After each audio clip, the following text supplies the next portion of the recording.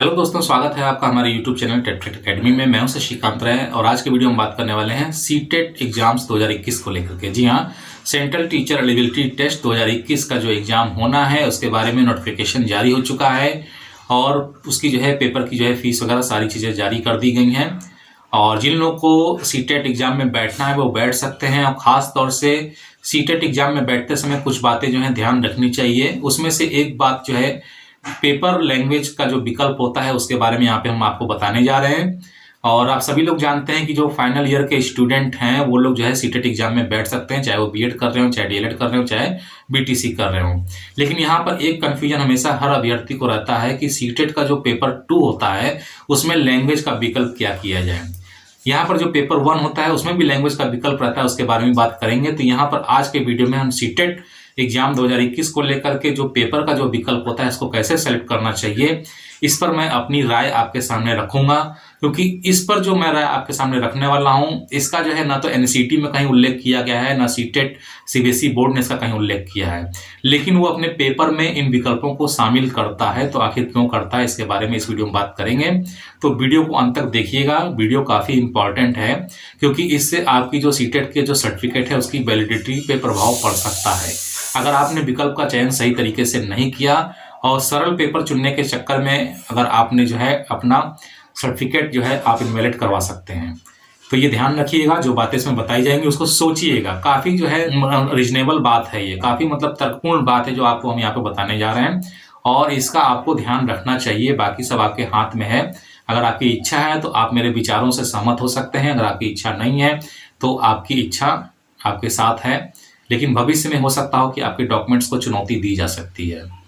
तो इस वीडियो को देखिएगा, काफ़ी इंपॉर्टेंट बात बताने वाले हैं कि लैंग्वेज पेपर का सिलेक्शन सीटेट एग्जाम 2021 के लिए आपको कैसे करना चाहिए। इससे पहले जितने भी वीडियो इस चीज़ पे आए हैं वो अभी तक सही साबित नहीं हुए हैं।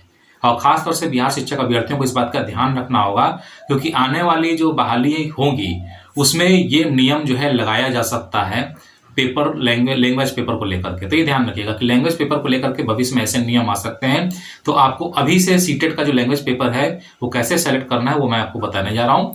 तो जो भी सीटेट के अभ्यर्थी जो हैं नए हैं हमारे चैनल को सब्सक्राइब कर सकते हैं क्योंकि सीटेट से संबंधित इस पर बहुत सारी इन्फॉर्मेशन आपको मिलने वाली है।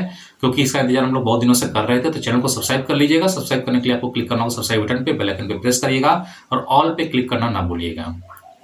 तो शुरू करते हैं अपना आज का वीडियो। सीटेट का 2 पेपर होता है, पेपर 1 होता है, पेपर 2 होता है। पेपर 1 1 से 5 के लिए होता है, पेपर 2 6 to 8 के लिए होता है और उससे ऊपर के क्लासेस के लिए होता है। ठीक है, यूपी में टीजीटी पीजीटी के लिए भी होता है और बिहार में आपका हाई स्कूल और इंटर के लिए भी होता है।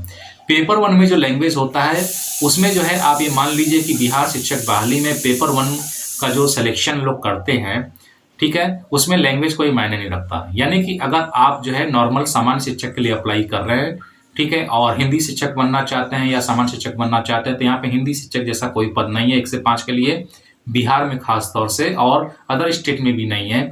यहाँ पर जो है पेपर 1 में जो लैंग्वेज का प्रॉब्लम आता है वो सिर्फ उर्दू वालों के लिए आता है या बांग्ला वालों के लिए आता है या कोई क्षेत्रीय भाषा का अगर उसमें कोई विकल्प दिया है तो उसके लिए होता है। तो पेपर 1 में आप अपना जो है क्षेत्रीय लैंग्वेज सेलेक्ट कर सकते हैं या उर्दू, बांग्ला या जो भी लैंग्वेज है वो आप सेलेक्ट कर सकते हैं, लेकिन पहला पेपर कोई हिंदी होना चाहिए, वो अनिवार्य होता है। सेकंड में आप सेलेक्ट करते हैं तो पेपर 1 में कोई दिक्कत नहीं है, आप उसमें सिलेक्शन कर सकते हैं, कोई टेंशन वाली बात नहीं है।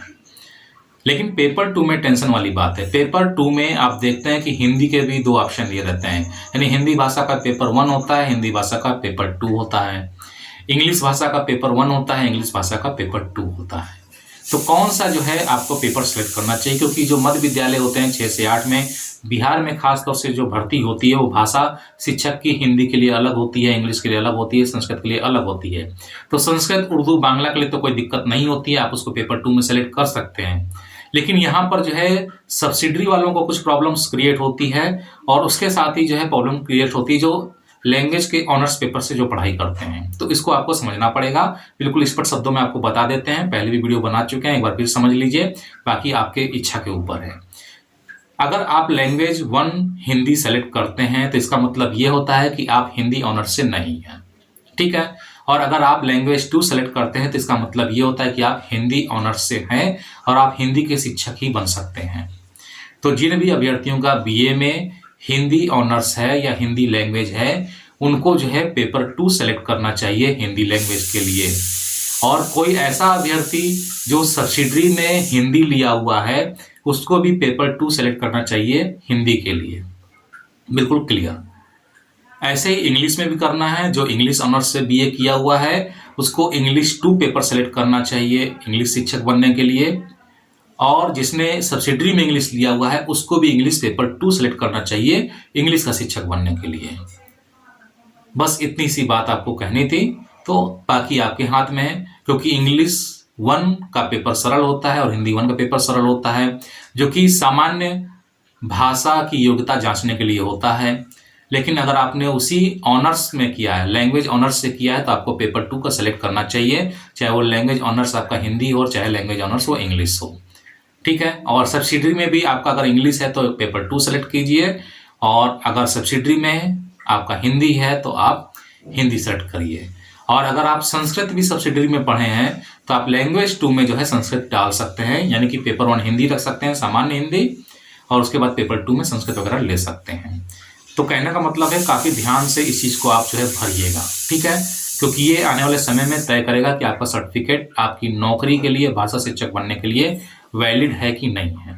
तो उम्मीद है कि वीडियो आपको पसंद आएगा। वीडियो अगर पसंद आए तो वीडियो को लाइक करिएगा, शेयर करिएगा, चैनल को सब्सक्राइब करना ना भूलिएगा। तो जल्दी मिलते हैं अपने नए वीडियो के साथ में, तब तक के लिए इजाजत दीजिए। धन्यवाद।